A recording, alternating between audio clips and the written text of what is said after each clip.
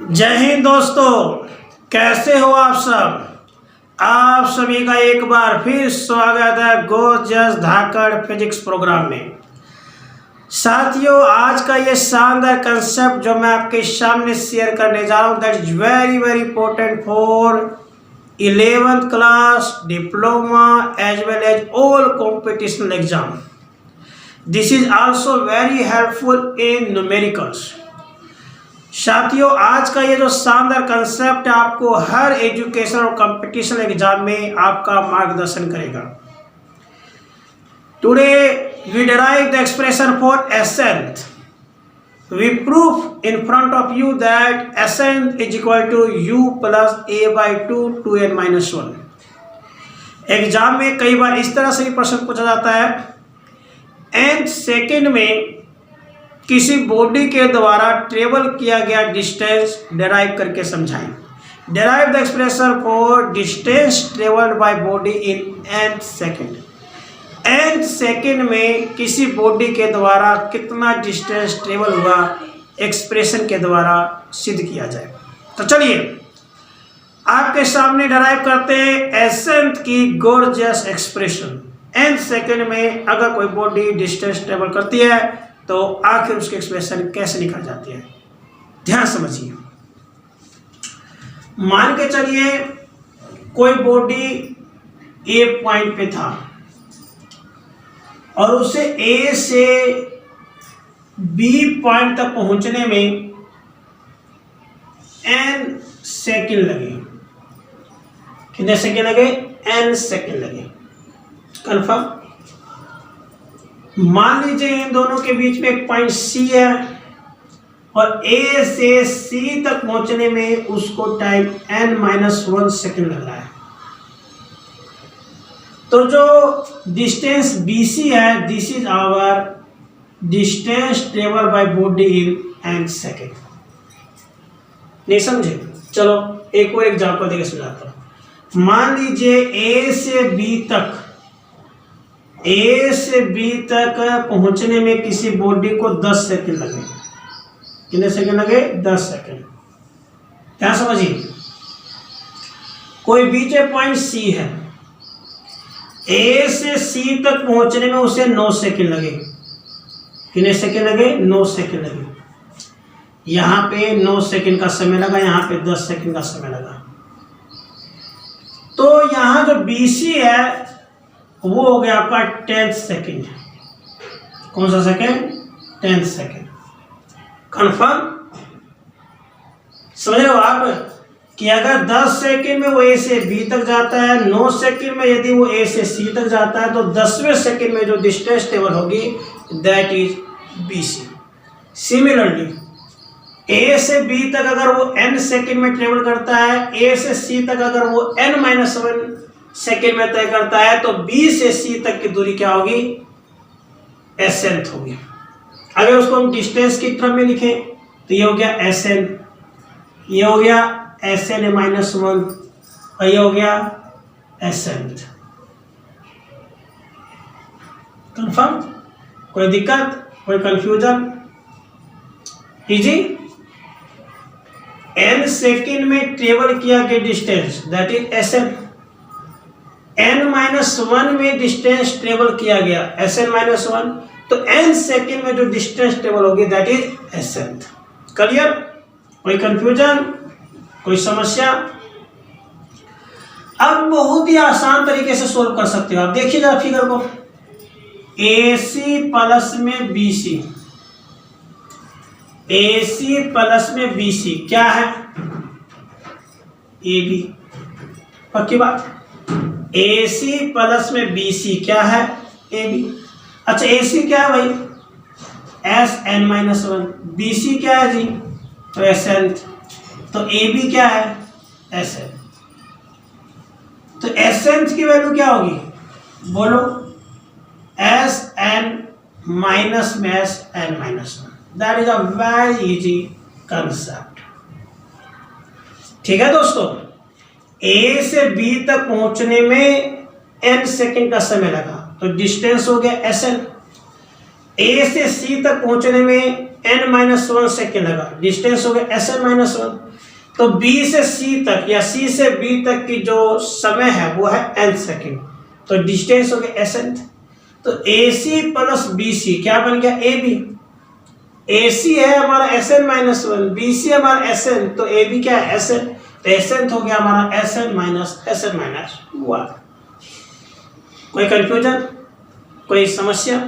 Well, तो साथियों अभी अभी आपको मैंने डिराइव करवाया है, आप हमारे लेक्चर्स को सुन सकते हैं। S बराबर ut plus half AT square पढ़ा है ना आपने, ये हमने आपको डिराइव करवाया है कि S is equal to ut plus half AT square. अगर टाइम n सेकेंड है तो Sn की वैल्यू क्या होगी, टाइम की वैल्यू होगी n, टाइम की जगह क्या दोगे आप n। अगर टाइम n सेकेंड है तो Sn क्या हो जाएगा un plus half an square. Similarly अगर हम n-1 सेकेंड के लिए निकालें तो Sn-1 क्या हो गया, जहां टाइम n-1 है वहां n-1 रख देंगे, भाई टाइम की वैल्यू क्या रख देंगे n-1। क्लियर? तो ये हो गया आपका Sn और ये हो गया आपका Sn-1, राइट। तो ये जो वैल्यू निकाली है वो क्यों निकाली है भाई, पहले इक्वेशन में रखने के लिए, तो चक दीजिए। तो Sn आ जाएगा आपका, Sn क्या है un plus half an square, ये आपका Sn है। और Sn-1 क्या है un-1 प्लस हाफ an-1 का होल स्क्वायर, राइट। ये Sn है, ये Sn-1 है।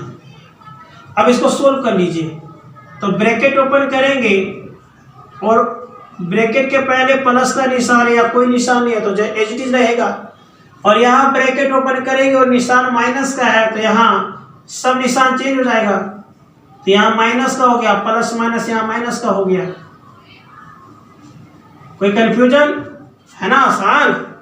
साथियों Sn की वैल्यू रख दी, Sn-1 की रख दी, और इसमें ब्रैकेट ओपन किया तो प्लस वाला एज इट इज रहेगा और माइनस वाले का निशान बदल जाएगा, कि नहीं?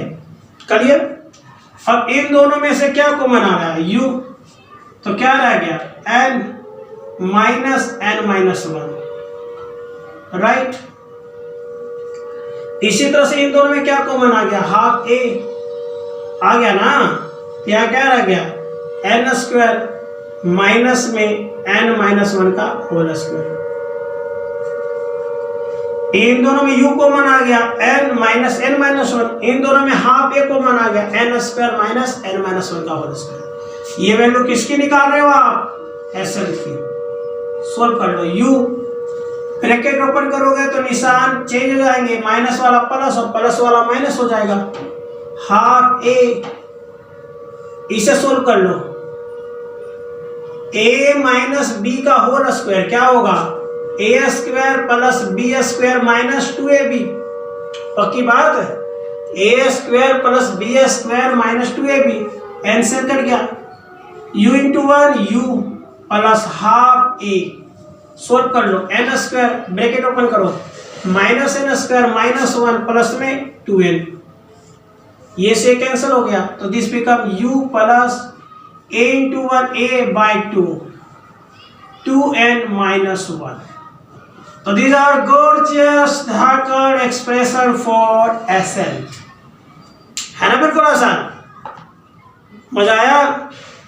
चलिए मैं इसको एक बार और समराइज कर देता हूं ताकि आपको ये और बेटर तरीके से समझ में आ जाए और आपको कोई समस्या ना रहे।